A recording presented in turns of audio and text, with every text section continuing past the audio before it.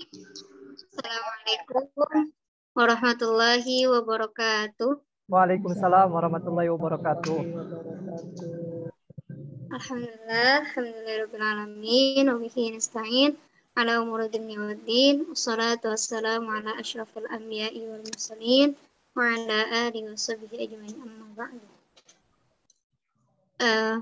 Alhamdulillah, pada kesempatan ini kami dari kelompok 7 yang terdiri dari saya, Khairunisa 31 19158, dan rekan saya saudari Siti Dahlia 31 19 179. Pada kesempatan ini kami akan menjelaskan tentang model-model pembelajaran PAI.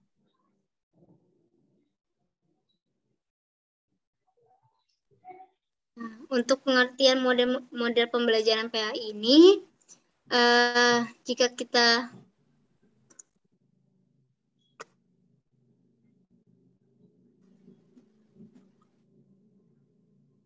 tidak terbaca kan ya, masih jelaskan ya? Jelaskan ya, Man ya? Jelas. PPT-nya jelas? Jelas, terlihat. Jika kita kutip dari kata model ini, bisa diartikan sebagai gambaran sederhana yang dapat menjelaskan objek, sistem, atau suatu konsep dari sebuah hal yang akan dibuat atau dihasilkan. Jadi model ini sebuah contoh yang dapat mewakili suatu objek. Sedangkan kalau kita artikan dari kata pembelajaran, yaitu mengajarkan peserta didik menggunakan asas pendidikan maupun teori belajar yang merupakan penentu utama keberhasilan pendidikan. Pembelajaran merupakan proses komunikasi dua arah. Mengajarkan dilakukan oleh pihak guru sebagai pendidik, sedangkan belajar dilakukan oleh oleh peserta didik atau murid. Pembelajaran juga di sini diartikan sebagai usaha sadar seorang pendidik atau guru untuk membelajarkan siswa atau mengajarkan interaksi siswa dengan sumber belajar lainnya dalam rangka mencapai tujuan yang diharapkan. Dari makna ini jelas kita lihat bahwasanya pembelajaran merupakan interaksi dua arah dari seorang guru dan peserta didik, di mana antara keduanya terjadi komunikasi yang terarah menuju suatu target yang telah ditetapkan sebelumnya. Nah, jika kita pahami bahwasanya model pembelajaran ini merupakan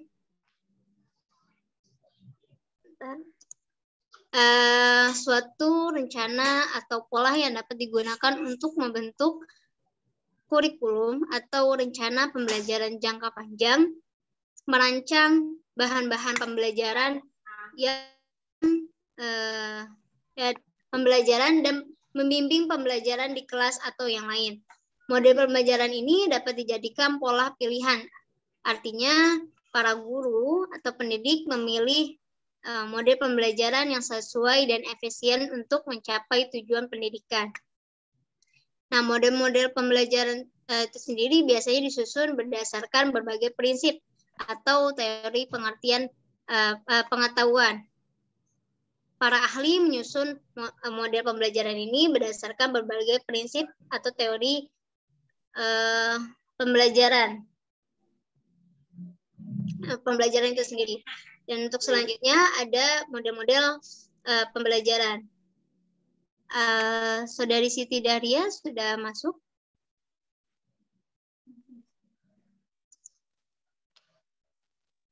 Atau belum? Kalau belum kita lanjut. Nah, di sini ada 5 model-model pembelajaran. Yang pertama yaitu model pembelajaran tematik. Ini menjelaskan bahwasanya model pembelajaran terpadu yang menggunakan pendekatan tematik yang melibatkan beberapa mata pelajaran untuk memberikan pengalaman bermakna kepada siswa. Dikatakan bermakna karena dapat Karena dalam pembelajaran tematik, peserta didik akan memahami konsep-konsep yang mereka pelajari melalui pengalaman langsung dan menghubungkan dengan konsep lainnya yang telah dipahami. Fokus perhatian dalam pembelajaran tematik ini terletak pada proses yang ditempuh siswa saat berusaha memahami isi pembelajaran, sejalan dengan bentuk-bentuk keterampilan yang harus dikembangkan. Nah, selanjutnya ada model pembelajaran langsung. Model pembelajaran langsung ini bersifat teaching center. Model ini didesain bagi siswa dalam mempelajari pengetahuan yang terstruktur, yang dapat dipelajari melalui tahap demi tahap. Nah, pembelajaran ini, model pembelajaran ini langsung terdapat 5 fase yang sangat penting. Guru mengawali pelajaran dengan penjelasan tentang tujuan dan latar belakang pembelajaran, serta mempersiapkan siswa atau peserta didik untuk menerima penjelasan guru. Pembelajaran langsung ini memerlukan perencanaan dan pelaksanaan yang sangat hati-hati oleh oleh pendidik. Dan menurut Kardi dan Nur, meskipun ini bahwasanya meskipun tujuan pembelajaran dapat direncanakan bersama oleh guru dan peserta didik, model ini terutama berpusat pada pendidik atau guru. Nah, selanjutnya ada model pembelajaran PAIKEM. Di sini pada tahun 1999, UNESCO dan UNICEF bekerjasama dengan Depniknas dalam mengembangkan program CLCC, Creating Learning Communities for Children, atau yang lebih dikenal dengan manajemen berbasis sekolah atau MBS. Dalam manajemen berbasis sekolah ini, terdapat 3 komponen penting yang diharapkan dapat meningkatkan mutu pembelajaran, yakni salah satunya ialah pembelajaran partisipatif, aktif, kreatif, efektif, dan menyenangkan, atau PAKEM. Nah, di atas merupakan sejarah singkat menurut munculnya PAKEM, di mana pembelajaran harus bersifat menyenangkan agar siswa tidak merasa terbebani atau takut dalam belajar. Sedangkan PAIKEM adalah singkatan dari pembelajaran aktif, inovatif, kreatif, dan menyenangkan, yang prinsipnya sama dengan PAKEM. Pembelajaran baik dan bervariatif cenderung menghasilkan lulusan dengan hasil baik dan pola berpikir yang variatif pula. Oleh karena itu, saat ini pendidik dituntut untuk menghasilkan lulusan yang bermutu dan mampu bersaing di arena persaingan global. Nah, di sini untuk kepanjangan PAIKEM kan aktif, inovatif, kreatif, dan menyenangkan. Untuk penjelasannya yang pertama pembelajaran aktif. Pembelajaran aktif ini pendekatan pembelajaran yang lebih banyak melibatkan aktivitas siswa dalam mengakses berbagai informasi dan pengetahuan untuk dibahas dan dikaji dalam proses belajar di kelas, sehingga mereka mendapatkan berbagai pengalaman yang dapat meningkatkan pemahaman dan kompetensinya. Yang kedua ada inovatif, artinya kemampuan guru dalam menggunakan dan memilih metode pendekatan sumber belajar dalam proses pembelajaran dengan daya inovatif dengan daya inovatif yang tinggi, pembelajaran akan berlangsung secara lebih optimal, menghasilkan hasil yang maksimal. Yang tiga ada kreatif. Kreatif ini diartikan memiliki daya cipta, memiliki kemampuan berkreasi. Peran aktif siswa dalam proses pembelajaran akan menghasilkan generasi yang kreatif. Artinya generasi yang mampu menghasilkan suatu untuk kepentingan dirinya dan orang lain. Kreatif juga dimaksudkan agar guru menciptakan pembelajaran yang beragam sehingga memenuhi berbagai tingkat kemampuan peserta didik. Yang terakhir yaitu menyenangkan. Artinya suasana pembelajaran yang menyenangkan sehingga kondisi siswa memutuskan perhatiannya secara penuh pada proses belajar. Kondisi yang menyenangkan akan mengaktifkan bagian otak berpikir dan mengoptimalkan proses pembelajaran dan meningkatkan kepercayaan diri peserta didik tersebut. Yang model pembelajaran keempat yaitu ada model pembelajaran kooperatif. Pembelajaran kooperatif ini mengacu pada metode pembelajaran yang di mana peserta didik bekerja sama dengan kelompok kecil yang saling membantu dalam belajar. Anggota-anggota kelompok bertanggung jawab atas ketuntasan tugas-tugas kelompok dan untuk mempelajari materi itu sendiri. Dan di sini terdapat kelebihan dan kekurangan pembelajaran kooperatif. Yang pertama, ada kelebihannya. Yang pertama, peserta didik lebih memperoleh kesempatan dalam hal meningkatkan hubungan kerjasama antar teman. Yang kedua, peserta didik lebih memperoleh kesempatan untuk mengembangkan aktivitas, kreativitas, kemandirian, sikap kritis, dan mampu berkomunikasi dengan orang lain. Yang terakhir, guru tidak mampu mengajarkan seluruh pengetahuan kepada peserta didik. Cukup konsep-konsep pokok karena dengan belajar secara kooperatif peserta didik dapat melengkapi materinya dengan sendiri. Adapun kekurangannya, yang pertama, kekurangan dari pembelajaran kooperatif itu memerlukan alokasi waktu yang relatif lebih banyak, terutama jika belum terbiasa. Yang kedua, membutuhkan persiapan yang lebih terprogram dan sistematik. Dan yang terakhir, jika peserta didik belum terbiasa dan menguasai belajar komparatif, pencapaian hasil belajar tidak akan maksimal. Dan yang kelima, yang terakhir, yaitu ada model pembelajaran berbasis masalah. Model pembelajaran berbasis masalah ini dapat diartikan sebagai rangkaian aktivitas pembelajaran yang menekankan proses penyelesaian masalah yang dapat dihadapi secara ilmiah. Nah, sinteks pembelajaran berdasar masalah ini meliputi atau tahapan pembelajaran berdasarkan masalah ini. Yang pertama, orientasi siswa pada masalah. Guru menjelaskan tujuan pembelajaran, menunjukkan fenomena, demonstrasi, dan cerita untuk memunculkan masalah, memotivasi siswa untuk terlibat dalam memecahkan masalah yang dipilih. Yang kedua, mengorganisasikan siswa untuk belajar.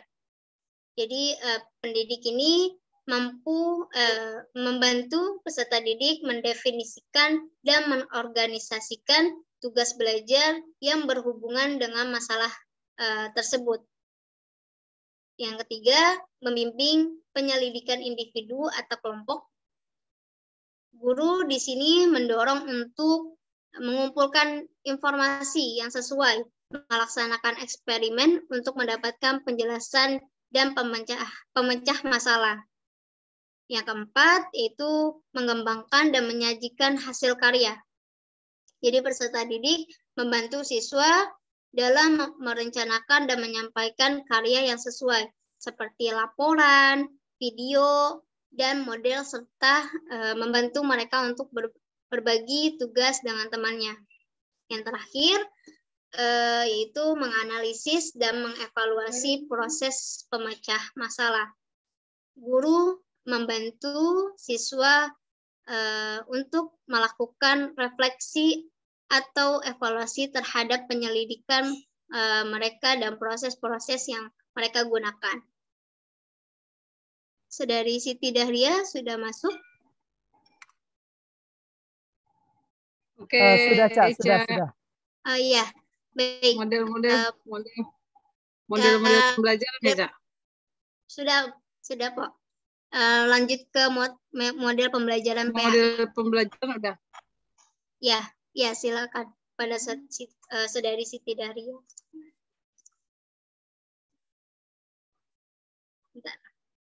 Sebentar.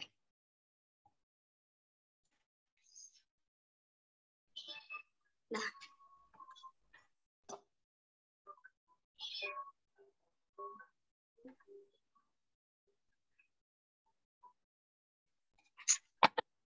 Ini kenapa lagi sih? Sebentar aja. baik.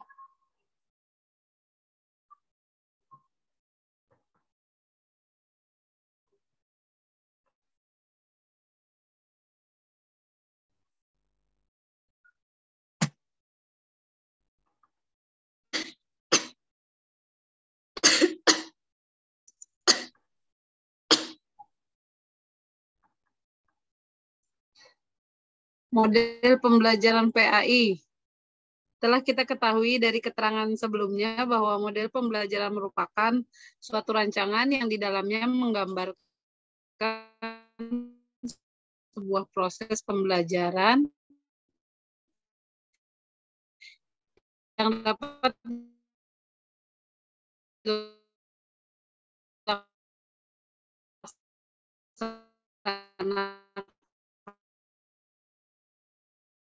Kayaknya suaranya putus-putus, Pak.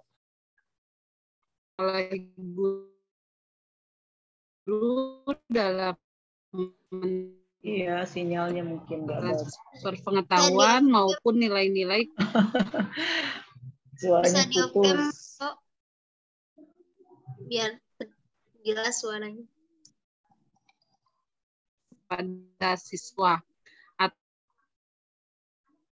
Oke. Halo? Oh, Siti Daria. Udah nyambung, Man? Ya, halo. Mungkin untuk video bisa di-off dulu biar lebih stabil sinyalnya. Jadi Oke, biar siap. audionya stabil. Oke, coba. Bismillah. Telah kita ketahui dari keterangan sebelumnya bahwa model pembelajaran merupakan suatu rancangan yang di dalamnya menggambarkan sebuah proses pembelajaran yang dapat dilaksanakan oleh guru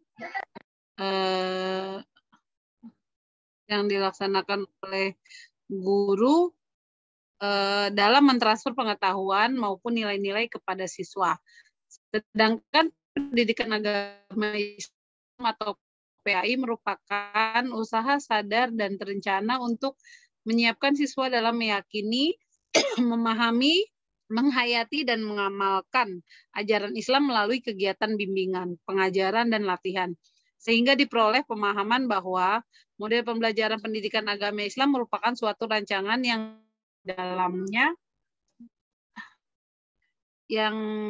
di dalamnya menggambarkan sebuah proses pembelajaran yang dapat dilaksanakan oleh guru dalam mentransfer pengetahuan maupun nilai-nilai kepada peserta didik sehingga diharapkan peserta didik dapat meyakini, memahami, menghayati, dan mengamalkan ajaran Islam.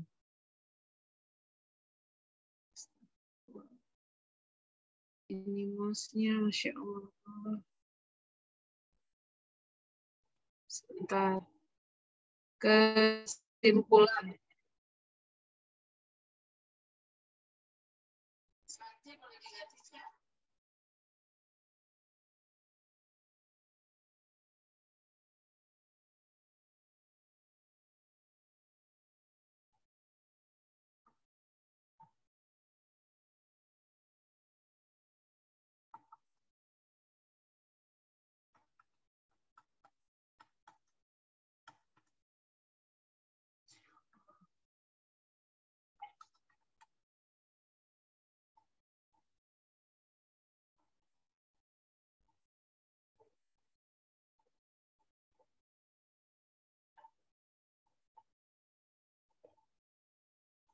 Halo? Iya, sebentar, Man. Ini apa? Oke, iya. Laptopnya nggak tahu kenapa nih. Nggak mau jalan.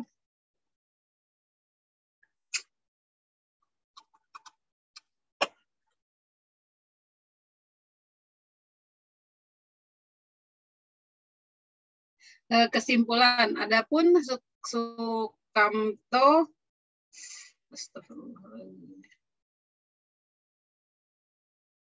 Adapun Sukamto mengemukakan maksud dari model pembelajaran yang merupakan kerangka konseptual yang melukiskan prosedur yang sistematis dalam mengorganisasikan pengalaman belajar untuk mencapai tujuan belajar tertentu dan fungsi sebagai pedoman bagi para perancang pembelajaran dan para pengajar dalam merencanakan aktivitas belajar mengajar. Dengan demikian aktivitas pembelajaran benar-benar merupakan kegiatan yang bertujuan yang tertata secara sistematis. Dalam pembahasan kali ini sudah dibahas beberapa macam model-model pembelajaran yang sering digunakan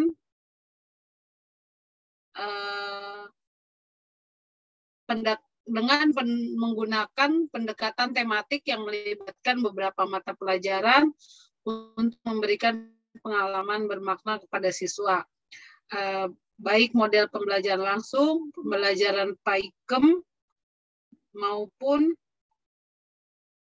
pembelajaran kooperatif.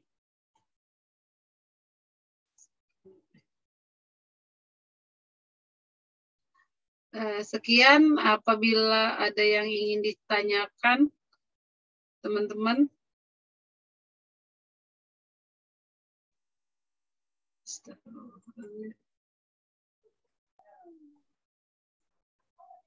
Mungkin teman-teman ada yang mau disampaikan atau ditanyakan tadi dari pemaparan pemakalah. Nanya Ya, mari. boleh nggak? Boleh. Boleh. Sangat Nah, boleh. saya mau nanya tentang tadi kan ada pembelajaran PAIKEM ya. Iya. Ada pembelajaran apa tematik langsung apalagi tadi kooperatif, tematik kooperatif. Nah, yang saya mau itu kan tadi dicantangkan oleh WHO PAIKEM ini kan pembelajaran apa sih? Saya kepanjangan PAIKEM saya lupa.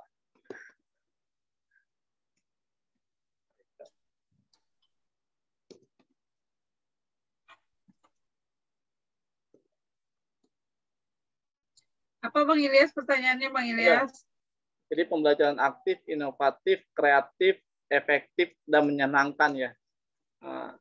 Yang saya ingin tanyakan,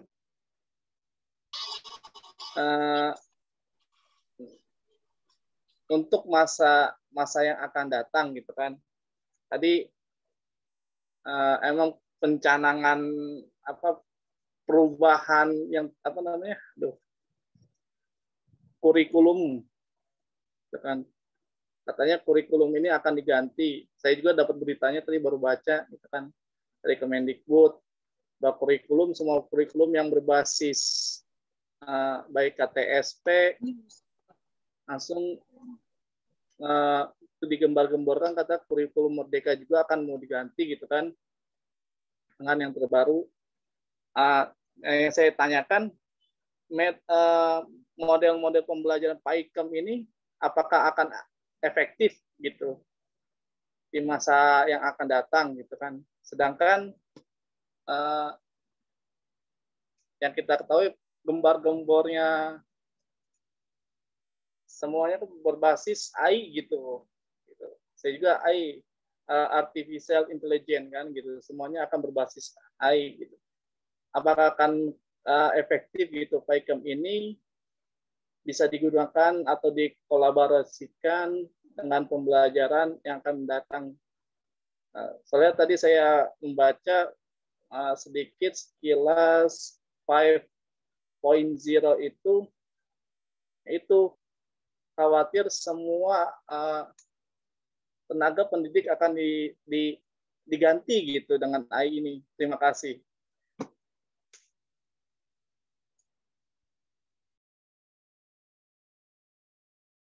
Bagaimana pemakalah dapat poinnya? Boleh langsung dijawab nggak, Man? Boleh, boleh. Silakan.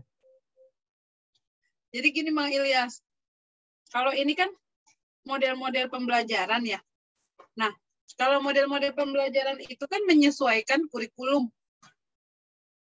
Jadi kan itu model-model pembelajarannya itu banyak tuh dari tadi kan, yang kooperatif, pembelajaran langsung, berbasiskan masalah, terus PAIKEM gitu. Jadi kalau justru yang saya tahu justru PAIKEM itu justru yang sebagaimana kita di metode pembelajaran itu study success justru itu banyak digunakan di kurikulum sebelum-sebelumnya gitu, dan yang akan datang kemungkinan gitu. Kenapa? Karena yang berganti itu kan kurikulumnya. Nah, metode pembelajarannya itu menyesuaikan gitu. Jadi misalnya kurikulum 13, kan metodenya banyak dari PAIKEM itu yang bisa kita pakai gitu. Kalau misalnya sebelum pandemi kita pembelajarannya secara langsung gitu kan. Nah, terus pada saat pandemi kita kan pembelajarannya model dan metodenya secara PJJ gitu kan gitu. Tapi kalau masalah model-model pembelajarannya ya itu menyesuaikan Bang Ilyas gitu. Nah, di situ kan PAIKEM itu kan sebenarnya metode seorang guru gitu untuk menetapkan pembelajaran pada kelasnya gitu. Nah, kan harus aktif, interaktif. Nah, gimana caranya kita walaupun maaf ya misalnya kita kan secara online nih. Justru kan PR kita sebagai seorang guru itu gimana biar kelas di Zoom itu aktif gitu kan, interaktif gitu. Itu sih Bang Ilyas, kalau menurut saya sih kalau model-model itu bisa menyesuaikan gitu, kecuali kalau kurikulumnya ya maksudnya metode menyesuaikan kurikulum gitu sih. Atau ada yang mau menambahkan?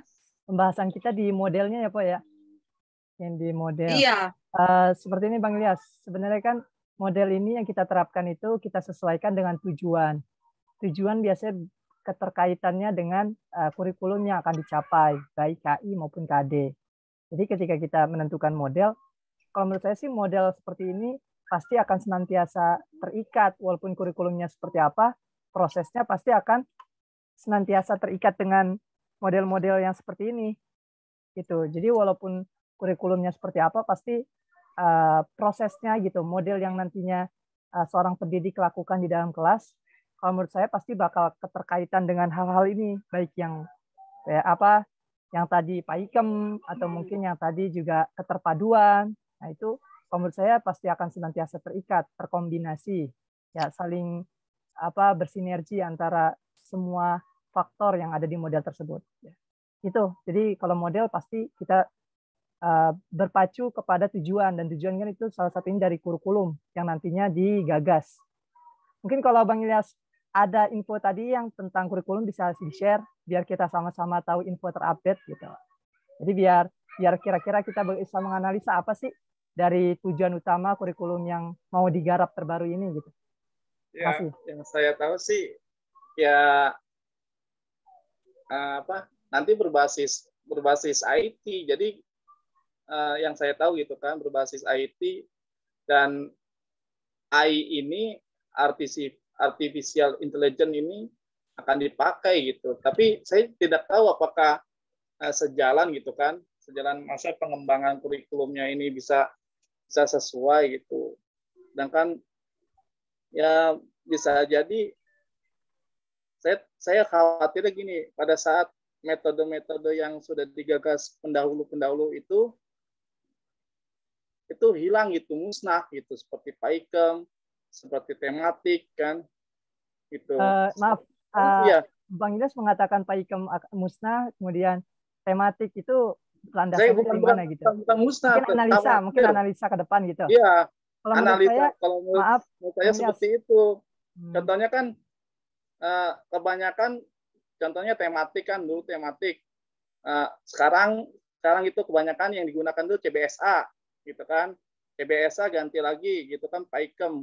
Nah, takutnya metode-metode tersebut digantikan gitu. Saya khawatir aja seperti itu gitu. Sedangkan kita nggak tahu nih arahnya kemana nih. pastikan adanya perubahan itu berlandaskan dengan penelitian gitu kan, Bang Ilyas. Tentu dengan pertimbangan yang matang, baik secara psikologis maupun perkembangan.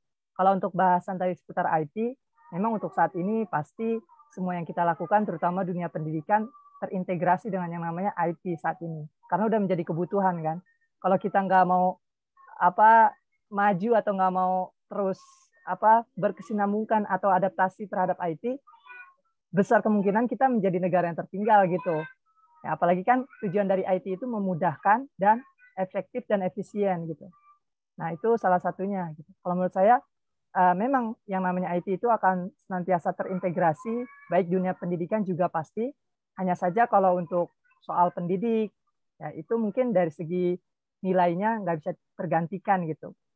Kalau yang tadi dikatakan, khawatir nanti digantikan dengan dengan apa tadi ya IT ya. Mungkin robot dan lain sebagainya. Kalau itu kemungkinan sumbernya bisa, tapi dari segi nilai, sikap, teladan, hikmah, kan mau izo bil hikmah, ya itu semua itu nggak bisa diterapkan oleh sebuah IT gitu. Itu harus langsung dari pendidik. Ini demikian. Kasih. Ya, makasih juga gitu. Soalnya kan sekarang kalau menurut saya gitu, ujungnya kurikulum merdeka kan guru penggerakan gitu kan ujungnya gitu. Sedangkan yang metode-metode ini saya khawatir musnah aja gitu. Ya itu saja sih. Mungkin terima kasih semuanya. Oke, saya menambahkan ya tentang PAIKEM.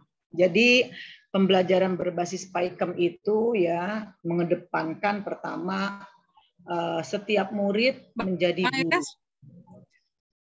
Gitu. Boleh.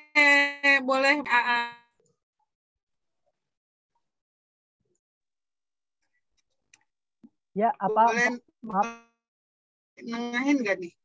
Boleh. Bang Ilyas, yang kita lagi bahas itu kan tentang model pembelajaran ya. Kalau tadi Bang Ilyas bilang kan metode pembelajaran. Setahu saya sih metode pembelajaran dengan model pembelajaran itu berbeda gitu. Banget. Oh ya, jauh berbeda gitu. Kalau metode pembelajaran kan cara kita mengajar. Nah, kalau model pembelajaran kan rangkaiannya gitu. Jadi kalau yang Bang Ilyas tanyakan itu kan metode pembelajaran gitu. Yang kita bahas di sini kan model pembelajaran. Boleh dilanjutkan oleh Bu dosen. Tadi ada yang mau disampaikan. Makasih, Siti Daria.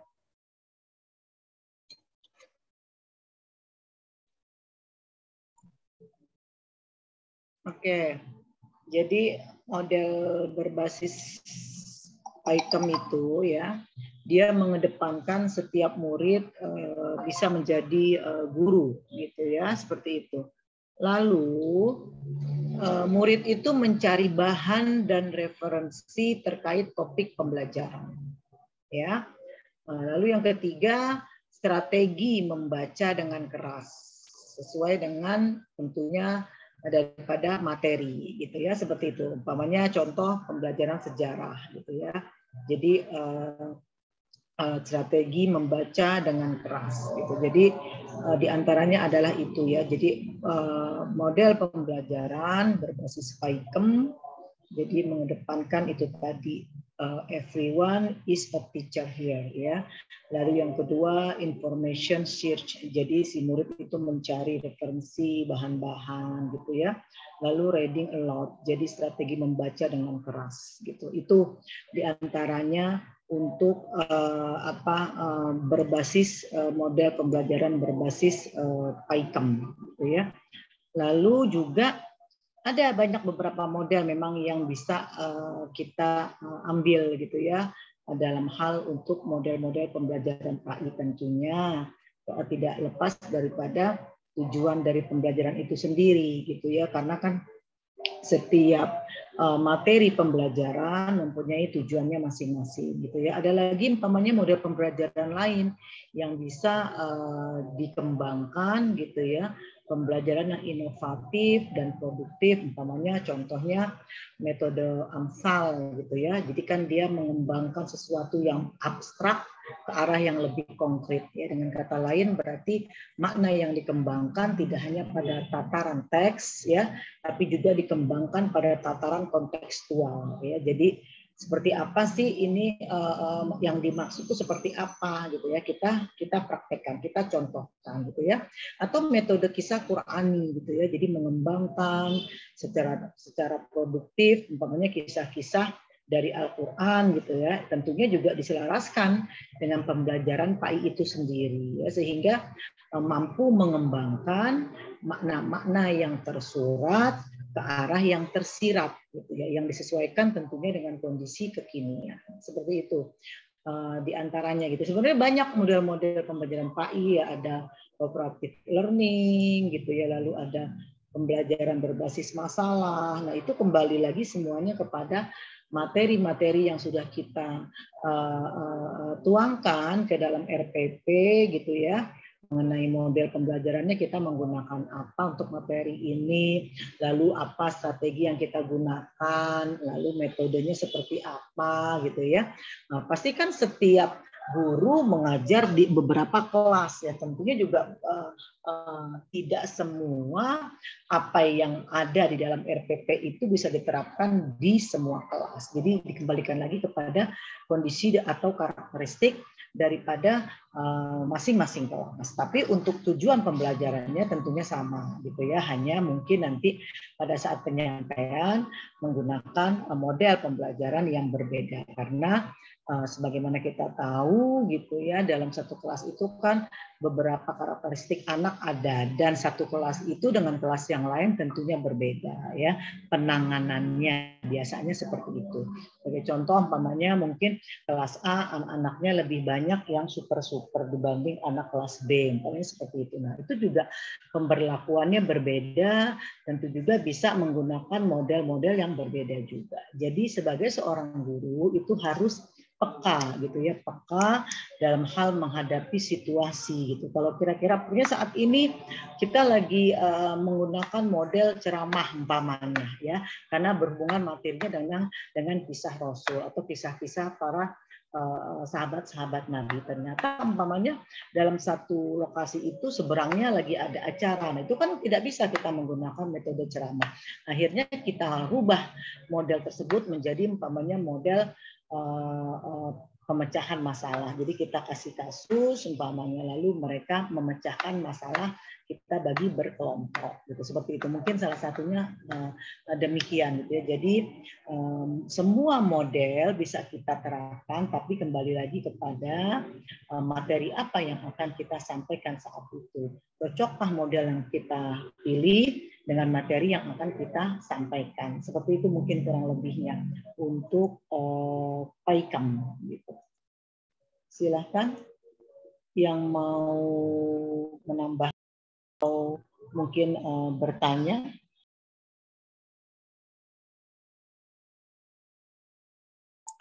Maaf Ibu. Saya off kamera ya Mas. Khawatirnya juga ini nih, karena tadi juga ngajar siang tuh saya ngilang-ngilang juga gitu. Ya Bu. Kayaknya mau hujan besar ini daerah rumah saya. Maaf Ibu, mau nanya. Ini tadi kan model-model pembelajaran itu banyak ya. Tentu kita sebagai pendidik udah merancang di setiap materi ini nih cocoknya dengan model seperti ini kan pasti itu kita pertimbangkan ya. Sesuai dengan tujuan yang ingin dicapai. Jadi kita udah rapi nih dari perencanaan, desain pembelajaran, model yang bakal kita terapkan, metode yang akan kita gunakan. Nah itu kemudian ketika kita mau di dalam kelas nih Bu, kita mau mengajar dengan apa yang udah kita rancang, ya model maupun metodenya. Ternyata kita lihat kondisi anak kayaknya kurang tepat nih kalau kita menerapkan hal tersebut. Kemudian kita juga peka terhadap kondisi anak-anak, pastinya kan tadi yang Ibu sampaikan. Itu mensiasatinya seperti apa Bu? Apakah akan bagus kalau kita ubah, benar-benar kita ubah tuh ya keadaan dari rancangan yang kita buat, ya kita ganti yang kira-kira sesuai dengan saat itu gitu. kondisi Oke. anak. Oke. Nah, itu yang pernah terjadi ya. Jadi gini, saya pernah waktu masih di dalam lingkup sekolah gitu ya, kebetulan posisi saya waktu itu pengawas paketnya, saya kebetulan lagi ngajar di kelas 3 gitu ya di SMA, karena saya ngajar di SMA dan SMK. Nah itu kadang pengawas paket itu kan kadang-kadang ke sekolah itu kan mendadak biasanya ya, jadi dia mungkin monitoring gitu ya, monef lah istilahnya. Nah kebetulan memang pengawas ini memang kalau datang itu pasti saya yang dipanggil, biasanya seperti itu gitu ya. Nah, akhirnya saya dipanggil, disuruh bawa RPP. Memang setiap saya masuk kelas tuh saya selalu membawa RPP gitu ya. Kebetulan di kelas 3 sehingga saya lagi materi apa Bu Irsa ini Pak gitu ya. Coba saya lihat RPP-nya. Nah, di situ saya sampai sekarang nih saya ingat banget ya. Makanya setiap kalau lagi saya ngajar S1 nih saya selalu ingat gitu ya. Jadi begini, RPP yang baik adalah RPP yang dicoret-coret.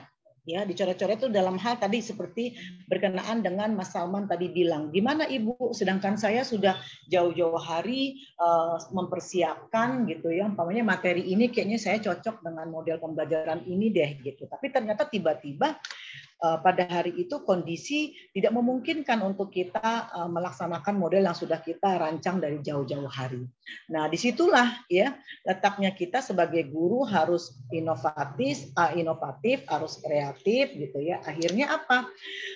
Kalau memang pada saat kita sudah merancang Bu Irsa, lalu kira-kira pada saat kita mau praktekkan itu ternyata tidak bisa karena ada beberapa faktor X gitu ya, sudah dirubah katanya, dikondisikan, di situ dicoret, berarti revisi Mas gitu ya, revisi tanggal sekian gitu ya, ternyata ada faktor X lah ya sehingga model ini tidak terlaksana, tidak kita laksanakan, diganti dengan model yang lain seperti itu. Nah, di situ pula kita bisa tahu gitu ya, oh ternyata RPP ini pada saat kita ngajar ini kita pakai model pembelajaran ini gitu ya. Seandainya pun umpamanya pada saat kita memberikan tes setelah kita membuat kisi-kisi, kartu soal, lalu kita analisis soal gitu, ternyata dilalah yang banyak salah di bab yang itu umpamanya. Nah, kita akan tahu alasan, oh iya pada tanggal sekian ternyata saat saya mengajar saya ubah model pembelajaran ini menjadi ini, umpamanya sebagai contoh seperti itu. Nah, jadi kita bisa nggak apa-apa sah-sah saja gitu karena kita harus mengambil keputusan yang cepat ya karena melihat kondisi yang tidak memungkinkan untuk kita menggunakan model tersebut. Tapi di lain hari kita masih menggunakan RPP itu untuk kelas yang berbeda tentunya. Kalau lain hari kita bisa mengaplikasikan apa yang tadi model sudah kita buat, ya sah-sah saja kita pakai lagi itu, tapi kita kasih kode.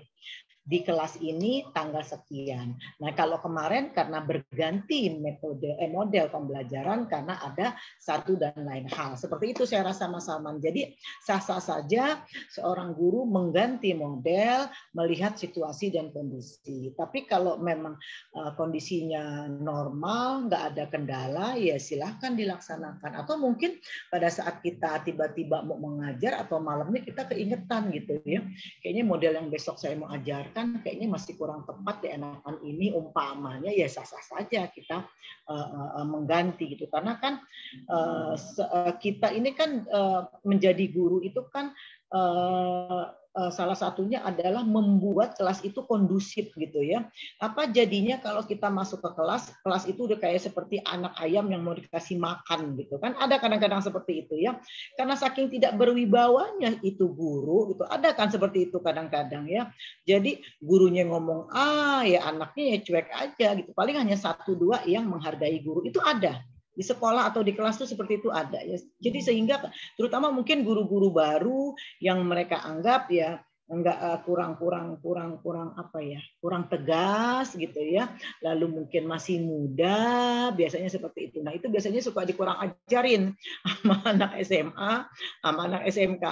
Makanya di kelas pagi saya suka menjelaskan ya, macam tadi itu siang pagi saya mau ngajar, kalau nanti semester depan kalian PPL gitu saya bilang, jangan mau kalian dipanggil kakak saya bilang ya. Jadi pada saat di kelas itu kalian bapak dan ibu guru atau ustadz dan ustazah.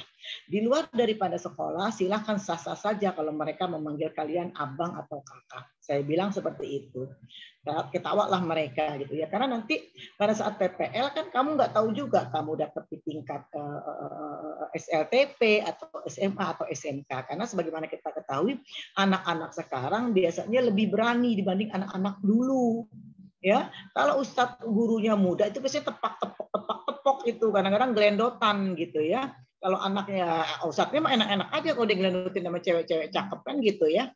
Permasalahannya bahkan kadang-kadang gurunya itu anak PPL-nya menjadi idola mereka gitu ya. Jadi mereka kadang-kadang salah tingkah juga kalau si ustadz itu masuk atau bapak gurunya atau anak PPL-nya itu masuk gitu ya. Ya kadang-kadang ada cinta lokasi juga yang terjadi seperti itu, atau ladangnya jodoh. Ya kita kan nggak tahu ya. Nah, seperti itu. Ya kadang-kadang kan banyak juga kok guru yang menikah dengan murid akhirnya gitu. Ya seperti teman saya tuh akhirnya menikah dengan murid, ya sudah alumni sih gitu ya. Padahal pada saat waktu dia mengajar ya nggak ada rasa apa-apa.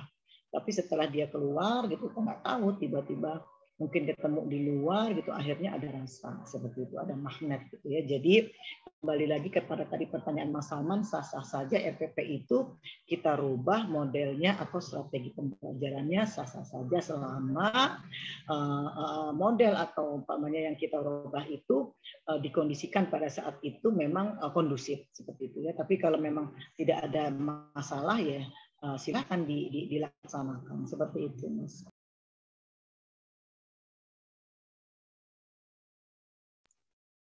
Ada yang mau bertanya lagi atau sharing?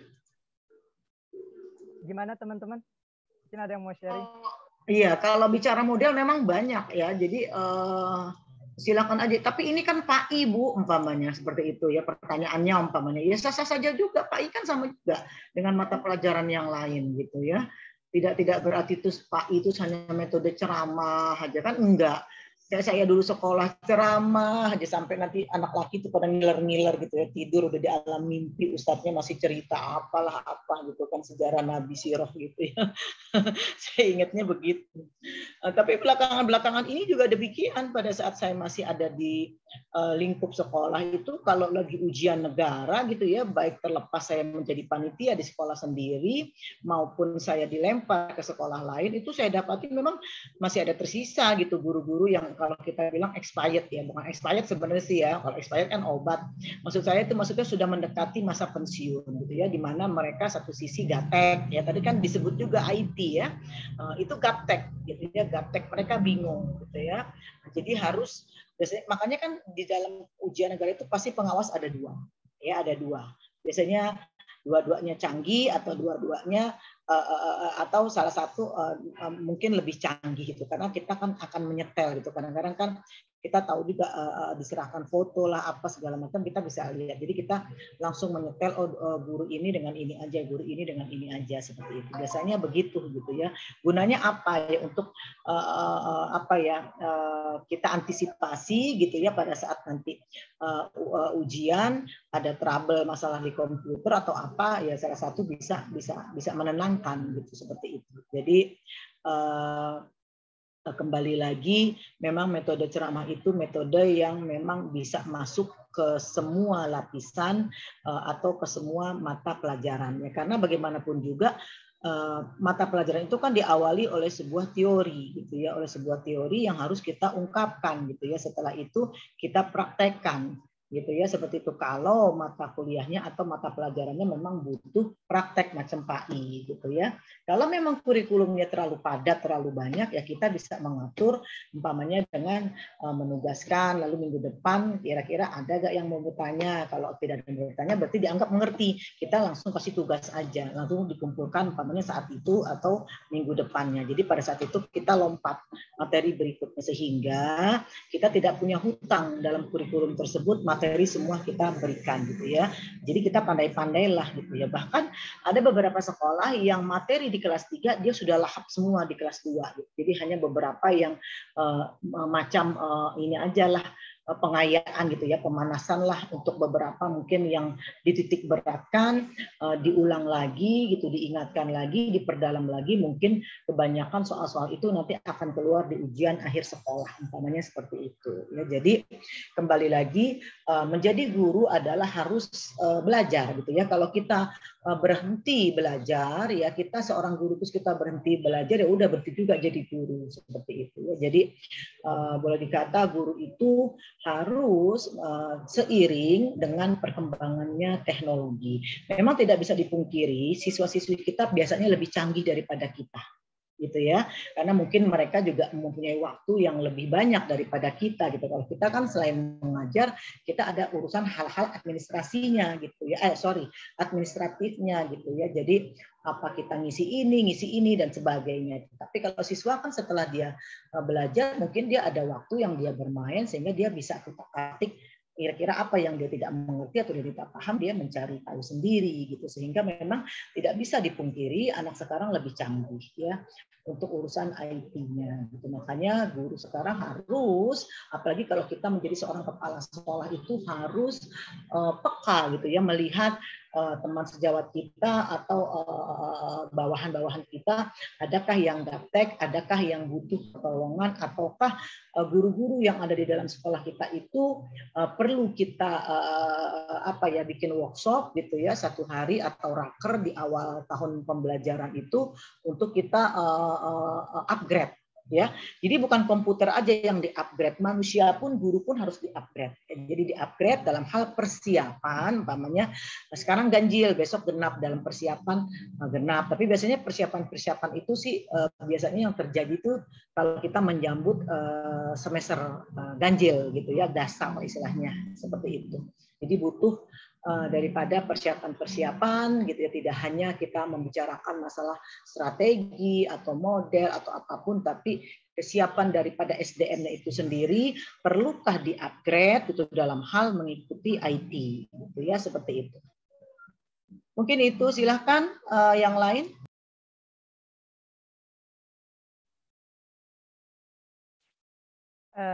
Baik. Sebentar, Kalau Mas. memang sekira ini, mungkin saya mau sharing Bu sedikit Bu, boleh? Iya, oke. Tadi yang saya catch, yang saya tangkap tuh, yang sering Ibu sampaikan, Ibu mengajar dengan membawa RPP itu hal yang sangat luar biasa ya. Mungkin ada yang mau saya ingin tanyakan Bu. Tapi seputar sedikit ke RPP Bu. Nah itu yang biasanya Ibu bawa itu, apakah RPP satu bundel setiap mengajar atau RPP saat mengajar tersebut? Itu yang pertama. Yang kedua, tentang Ibu mungkin mengajar di kelas paralel gitu. Nah itu untuk penulisan RPP itu apakah ditulis disesuai, oh ini untuk 10A, ini 10B, 10C, atau mungkin udah 10A, B, C gitu, walaupun nanti isinya kan sesuai dengan kondisi anak ya, kita menerapkan. Itu seperti apa Bu? Makasih. Oke. Yang saya bawa adalah RPP materi hari itu. Jadi RPP saya masukkan ke folder gitu ya, dalam 1 semester saya langsung ngeprint untuk 2 semester. Jadi berarti kan 1 tahun, sorry. Jadi digasal materinya apa aja, lalu dibagi. Kita kan ngelihat pasti kalender ya, kalender akademiknya gitu ya. Kita ngitung mingguannya gitu ya. Umpamanya bulan Agustus kita berapa kali pertemuan gitu ya. Ada berapa minggu, apa 4 atau 5, seperti itu. Ya, jadi saya langsung bagi di situ. Nah, yang saya bawa tidak sebendel-bendel itu. Jadi saya copot, Mas. Jadi saya copot dari folder gitu ya. Kalau sudah selesai itu biasanya saya langsung tanda tangan. Saya paraf, tanggal sekian saya ada di kelas sekian. mengenai perkara RPP-nya Ibu itu paralel langsung satu RPP terus untuk dibagi beberapa kelas, saya enggak. Saya pisah. Umpamanya kelas 12A, umpamanya sebagai contoh ya, lalu 12B, 12C, seperti itu saya. Gunanya apa? Karena kan kita tahu ini anak, gitu ya. Karena kan kita biasanya mengikuti gitu ya. Kalau ini anak naik, kita naik juga, umpamanya seperti itu. Yang ada di sekolah saya seperti itu. Sebagai contoh, saya mengajar mapel umpamanya ini, mapel A umpamanya ya. Mapel A di kelas 10. Lalu anak itu naik ke kelas 11, itu saya masuk lagi ke mapel tersebut, umpamanya mapel tersebut berkelanjutan gitu ya, umpamanya ada dasar, lanjutan, terus umpamanya mahir atau apa gitu ya, seperti itu. Sehingga kan kita sudah menguasai atau kita tahu, oh anak ini di kelas ini materinya, anaknya seperti ini. Jadi modelnya yang harus saya terapkan seperti ini gitu. Saya setiap kelas itu pasti mempunyai RPP masing-masing dan langsung saya tandai gitu ya, pakai apa sih itu yang kertas warna-warni itu. Jadi satu bundel itu umpamanya mata pelajaran ini saya megang umpamanya kelas 11 ada 2 atau 3, umpamanya rombelnya ada 5, ternyata saya dikasih cuma 2 atau 3, sisanya ada guru lain, seperti itu. Ya, begitupun di kelas yang lain gitu. Saya biasanya seperti itu, Mas. Untuk RPP ya. Terus satu lagi tadi apa yang kedua saya lupa. Tadi keduanya sudah terjawab, Bu. Oh gitu ya. Ya, alhamdulillah. Ya kayak gitu, saya modelnya seperti itu. Jadi dipisah, setiap kelas saya punya, meskipun mungkin modelnya sama, tapi saya terbiasa saya pisah. Jadi masing-masing saya langsung tanda tangan di saat itu, saya tanda tangan. Jadi di dalam kelas itu saya bawa map Snell Hector. Ya, yang atasnya bening, bawahnya punya merah atau apa, itu saya langsung paraf ya, kelas 11 berapa, tanggal berapa saya paraf. Oke, nah berarti ini udah tuntas. Tapi nanti ada saya coret lagi, umpamanya karena saya dipanggil rapat atau saya punya kepentingan ada tamu, umpamanya jadi saya ada tulis itu umpamanya tidak tuntas, umpamanya sebagai contoh ya, karena saya memberikan tugas dikarenakan umpamanya saya ada tamu atau dikarenakan saya ada rapat. Nah, itu saya biasanya seperti itu. Jadi kita tahu gitu ya, apa sih istilahnya, kemarin minggu lalu atau kemarin kita masuk di kelas itu sampai di mana pembahasannya. Nah, saya pun guru yang rajin. Jadi di setiap kelas itu kan ada buku kelas tuh, Mas. Ya, ada buku kelas, ada absen, kita guru punya absen, di kelas pun ada absen. Biasanya absen di kelas itu sudah di absen sama sekretaris kelas, gitu ya. Seperti itu. Nah, jurnal kelas itu saya paling rajin dan selalu saya periksa. Apalagi kalau saya memang waktu itu masih menjadi ini, saya ini. Nah, itu biasanya begitu saya masuk kelas saya lihat. Tadi pagi ada guru yang tidak masuk, saya kembali seperti itu. Ada jam kosong lalu diisi. Biasanya begitu saya akan bertanya. Diam semua. Jadi kelas ditutup, mereka ada yang tidur, ada yang ngobrol pelan-pelan, sehingga tidak terdeteksi oleh guru piket, disangkanya ada. Tapi kan nggak mungkin guru piket nggak tahu itu kelas nggak ada guru. Karena begitu guru piket itu start, guru piket itu kan akan melihat di ruangan guru. Adakah guru yang tidak hadir? Wajahnya ada nggak yang nggak kelihatan? Lalu lihat jadwal. Seperti itu biasanya. Nanti saya akan menegur. Kenapa tidak diparaf? Tadi materinya apa? Isi, saya bilang. Minta tanda tangan sama gurunya. Begitu biasanya saya. Saya paling rajin ngisi itu karena begitu nanti saya masuk di lain hari atau 1 minggu 2 kali, saya akan buka. Pokoknya saya di hari apa, Selasa, berarti ketemu pokoknya di hari Jumat. Nah, berarti Selasa tanggal berapa? Nah, saya hitung, saya lihat mundur. Oh, kemarin materinya ini, berarti sekarang berlanjut gitu ya. Makanya di RPP pun akan sama statusnya dengan ada yang di buku jurnal itu. Seperti itu. Kalau saya sakit atau saya berhalangan, biasanya saya langsung telepon guru piket.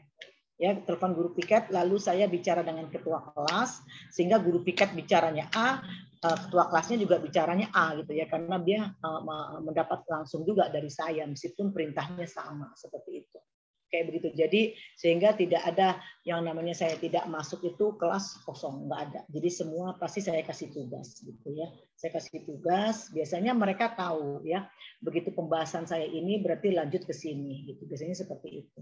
Jadi nanti mereka akan mengerjakan apa yang saya suruh atau saya mungkin menyuruh guru piket itu meresum atau mempelajari sehingga begitu besok saya masuk, saya tinggal lanjut ke bab berikutnya atau saya langsung memberikan soal. Biasanya seperti itu yang saya lakukan gitu ya. Jadi saya termasuk orang yang rajin. Dan lalu kalau saya lihat, saya dapati anak tersebut 3 hari berturut-turut di hari ketiga saya masuk di kelas tersebut masih tidak hadir, itu wajib perwakilan kelasnya itu untuk menemui atau ke rumahnya temannya yang udah 3 hari itu nggak ada kabar, biasanya seperti itu. Nah, digunakanlah itu uang kelas gitu ya, uang kas kelas lah atas izin saya tentunya. Gitu. Jadi uang kas kelas itu atas izin saya. Meskipun bukan uang saya, tapi ada rasa tanggung jawab gitu ya. Saya minta pertanggungjawaban, jadi fotokopi apa atau apa harus izin saya.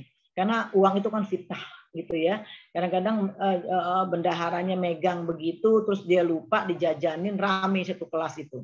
Ya, jadi saya nggak mau seperti itu. Jadi sekecil apapun uang keluar itu harus izin saya, gitu, harus lapor pada saya meskipun ada yang pegang gitu. Karena pernah kejadian dipegang, tapi akhirnya uangnya entah berantah kemana gitu. Akhirnya orang tuanya yang mengganti gitu. Jadi jangan sampai pembiaran tersebut kita lakukan di sekolah gitu ya. Kasihan anak juga nanti gitu ya. Seperti itu.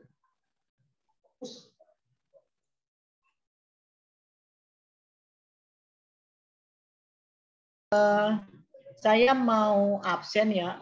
Naurotun nggak ada ya. Kayaknya saya lihat nggak ada deh. Tidak ada, Bu. Oke, saya coret. Lalu Ahmad Sofyan, kayaknya nggak ada juga. Iya, nggak ada, Bu. Nggak ada. Yang lain saya absen. Lalu terakhir ada Irsal Sabila juga nggak ada ya. Saya lihat. Nggak, Bu. Terus yang lainnya hadir. Ayo. Jadi ada. Jadi hanya 3 ya. Naurotun, lalu Ahmad Sofyan, lalu Irsal Sabila. Selebihnya hadir semua. Oke, dilanjut.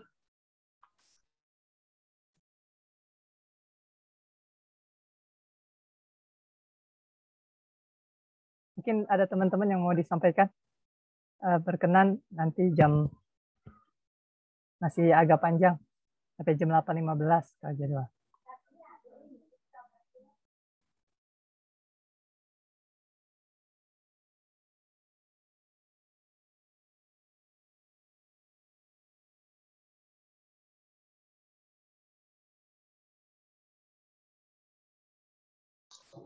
Kita sudah punya dekan baru ya. Dekan, Bu. Maaf, dekan. Iya, dekan Pak Sahrul ya.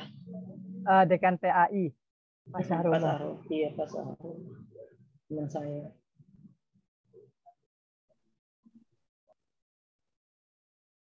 Beliau lagi atau bagaimana, Bu? Maaf. Sebelumnya memang Pak Syahrullah. Enggak, temporary kan Wadek dia. Dekannya iya, itu kan Prof Aziz. Prof Aziz karena nggak ada. Saya juga baru tahu Kamis kemarin itu pada saat saya lagi rapat gitu di Pasca dengan Prof Muhammad dengan Bu, saya boleh nanya nggak, Bu? Punya apa? Enggak kan Ibu pernah pengalaman ngajar di SD ya, Bu?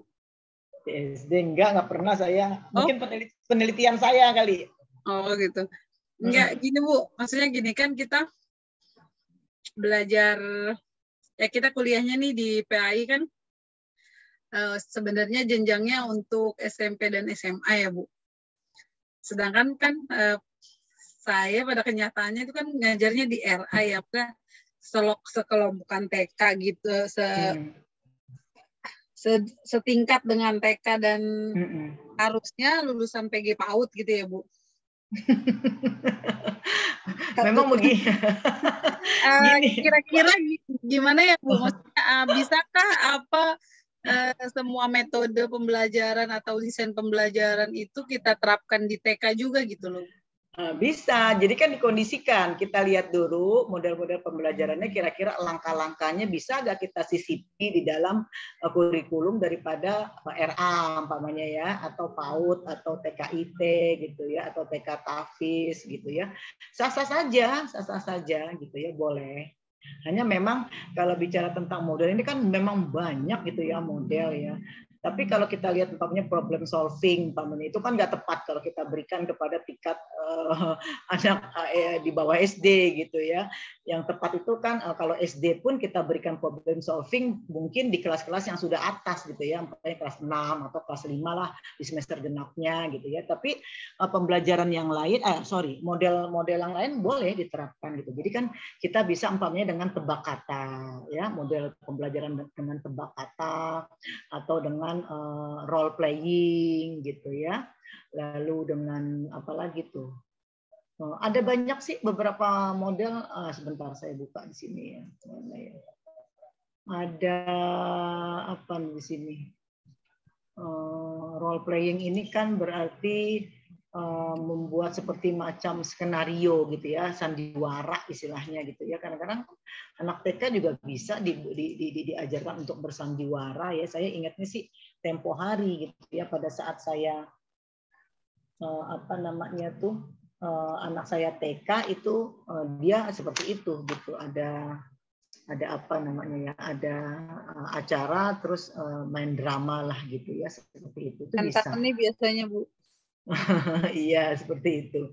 Atau umpamanya apalagi ya di sini ya, kalau make and match, jadi mencari pasangan itu juga bisa. Umpamanya warna biru kita taruh di dinding bentuknya bujur sangkar, lalu di meja kita itu kita taruh balon dengan warna biru, gambar balon dengan warna biru. Kita akan perintahkan nunjuk si A umpamanya, lalu coba kamu tempel, terserah kamu mau ngambil apa di meja ibu guru gitu, lalu kamu tempelkan ke papan tulis warna yang sama dengan apa yang kamu ambil.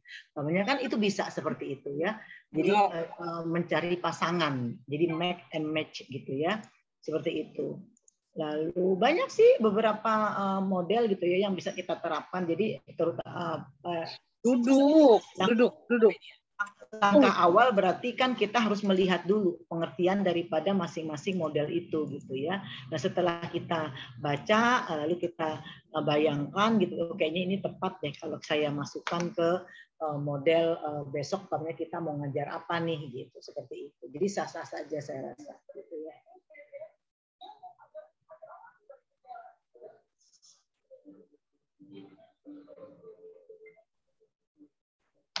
Gimana saudari Siti Daria?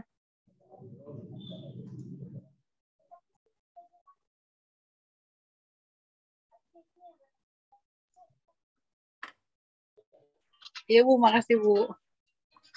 Iya, sama-sama. Dari teman-teman yang lain atau memang cukup atau gimana, teman-teman? Habis ini ada kuliah lagi. Di jam 8 lewat ada Ibu. Kesian banget sih kali ini. Semangat, masih berjuang. Sila. Mungkin pertanyaan sharing Bu, sharing penutup Bu. Saya mau sharing. Iya. Kan tadi RPP itu kan penting ya bagi seorang pendidik. Namun fenomena yang ada gitu, malah ya mungkin bisa saling memahami. Ya, banyak pendidik yang belum mempersiapkan itu dengan baik administrasinya. Bahkan dikerjakannya cuma SKS gitu ketika ada penilaian TKG dan lain sebagainya. Itu gimana tuh Bu cara menyadarkan gitu? Biasanya gitu memang begini, jadi disuruh kepala.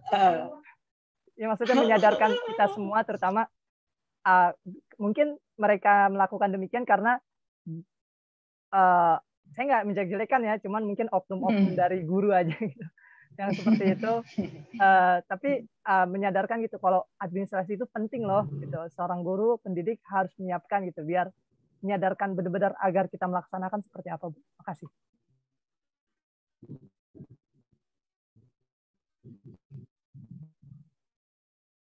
Ya, oke. Kalau saya sarankan begini ya, kalau semua pekerjaan itu kan mulia. Gitu ya, semua pekerjaan itu mulia dan pekerjaan itu punya tanggung jawab.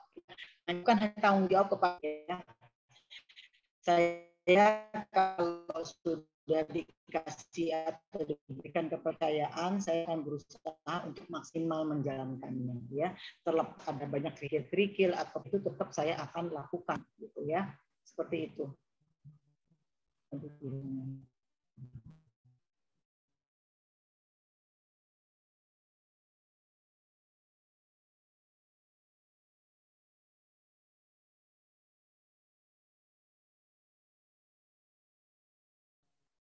Suaranya terputus ya.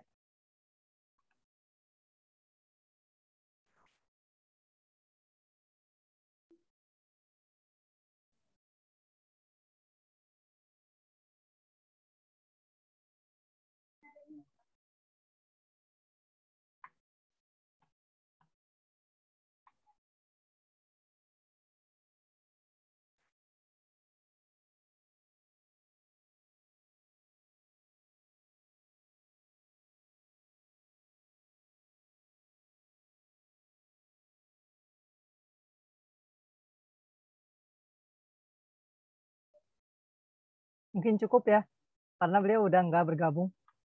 Ini Bu Popi mau masuk nih. Kita langsung ke Bu Popi aja. Ntar dulu, masuk nggak? Ntar gabung 2 dosen. Iya, iya, kita tunggu dulu. Nanti Bu Popi mudah-mudahan bisa. Bu Irsadia ngechat ini Bang, katanya saya keluar Zoom, sinyal ngilang. Gitu. Oke, ini sudah bergabung beliau. Oh.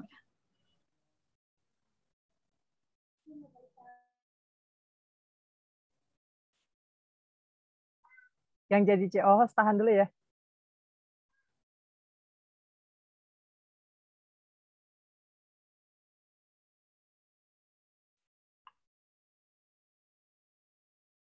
Maksudnya tahan.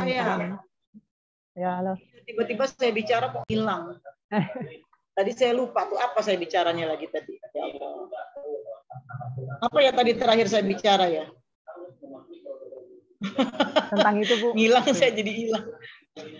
Kalau dikasih amanah tadi saya akan jalankan seperti itu gitu. Iya. Oke.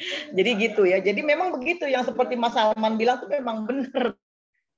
Kadang-kadang gini diinstruksikan suruh bikin RPP tapi yang dibikin umpamanya cuma 1-2 kali pertemuan saja. Umpamanya kita sebagai contoh guru kan kadang-kadang satu guru itu bisa megang 2 mapel umpamanya ya, 2 mapel lalu ada beberapa rombel kelas gitu kan. Nah itu biasanya cuma dibikin 1, 2, 3 kali per flash disk, ada di flash disk gitu ya pada saat nanti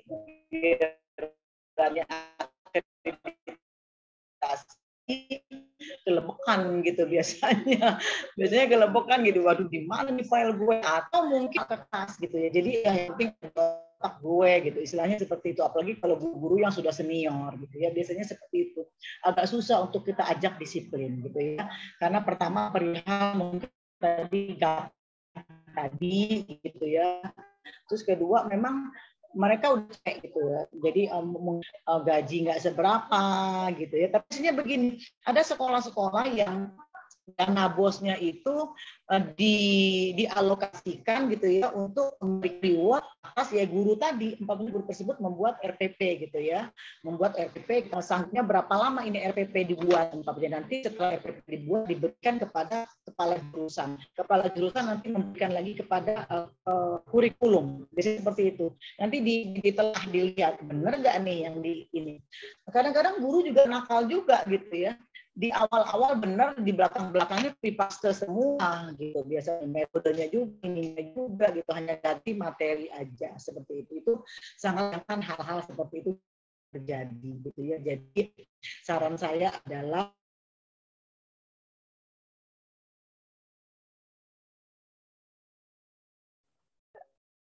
lagi saran menghilang. Aduh, pas banget.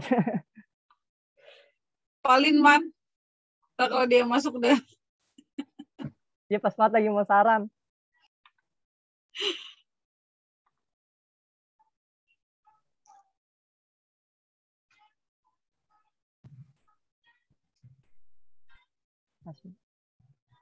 Ngilang-ngilang ini. Iya Bu, sudah. Kedengaran ya. Jadi seperti itu. Jadi memang sangat disayangkan gitu. Makanya begini. Makanya kadang-kadang harus pancing gitu. Jadi kita sekolah harus bijak juga, harus bijak gitu. Di timer waktu umpamanya dikasih waktu 2 minggu umpamanya selesai gitu ya, lalu siapa yang sudah selesai nanti ada upahnya, umpamanya biasanya seperti itu gitu ya. Kalau udah pancingan seperti itu biasa gitu ya, bukan, tapi ada beberapa yang kesadaran dan mempunyai administrasinya rapi.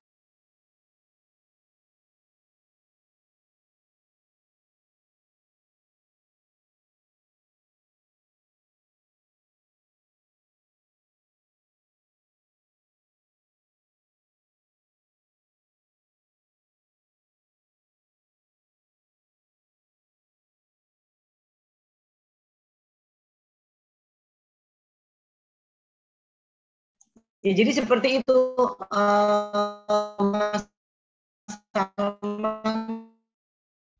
Baik Ibu. Iya. Ya baik. Terima kasih. Mudah-mudahan jadi pengalaman buat perbaikan kita juga. Ya, ini udah ada tanda tanda harus diakhiri. Saya mental berapa kali ini.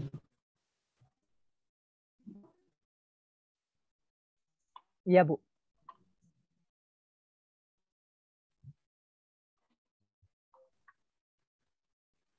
Iya, jadi harus siap lah gitu ya, terlepas nanti kita periksa atau tidak, ya memang sudah kewajiban kita gitu. Jadi harus kita tunaikan gitu ya. Suka tidak suka ya itulah tugas kita gitu ya, seperti itu. Oke, mungkin itu saja kali Mas Salman, daripada nanti saya mental lagi nih. Bisa diakhiri ya? Iya baik, baik.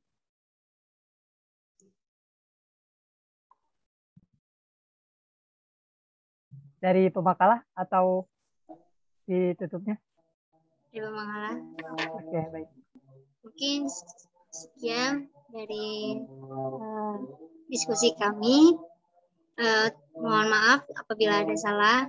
Assalamualaikum warahmatullahi wabarakatuh. Waalaikumsalam warahmatullahi wabarakatuh. Waalaikumsalam warahmatullahi wabarakatuh. Izin live ya. Baik Bu, terima kasih. Bu. Semangat. Terima kasih Bu. Iya, semangat mengikuti kuliah selanjutnya. Allah semangat terus. Oke, assalamualaikum. Waalaikumsalam warahmatullahi wabarakatuh.